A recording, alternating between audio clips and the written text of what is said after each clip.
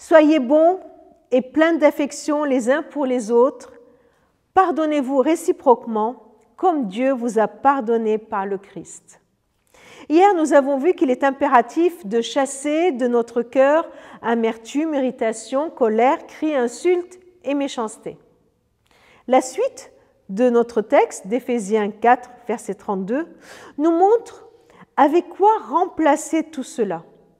2 mots, 2 pistes, bonté et affection.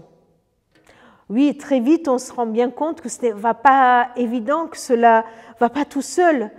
On peut vouloir être affectueux, on peut vouloir être bon, avoir de la bonté, mais parfois c'est tellement difficile d'avoir de la bonté, d'avoir de l'affection envers une personne qui nous fait souffrir, envers une personne qui nous a blessés. Comment y arriver? Dans le verset que nous avons lu, le remède s'y trouve. Le remède pour guérir de nos blessures et pouvoir être remplis de bonté et d'affection les uns pour les autres et principalement envers les personnes qui nous ont fait souffrir, se tient en un mot. Il n'y a qu'un seul mot comme remède, c'est le pardon. Oui, je sais que c'est un mot qui se trouve tellement souvent dans le Nouveau Testament et qui nous est tellement difficile à vivre.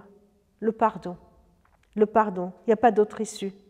Pardonnez-vous réciproquement comme Dieu vous a pardonné par le Christ. Pardon.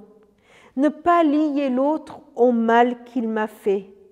Ne pas l'emprisonner, le réduire à la souffrance qu'il m'a infligée, mais le libérer de ce mal qu'il m'a fait. Passer par-dessus. Ne pas laisser cette souffrance prendre une place énorme dans ma vie et ne voir les choses et ma relation et la personne qu'au travers de cette souffrance. Pardonner, c'est mettre une limite à cette souffrance.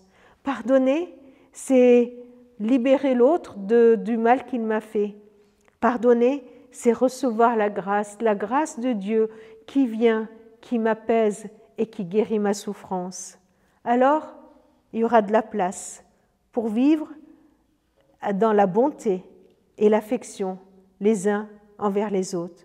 Soyez bons et pleins d'affection les uns pour les autres.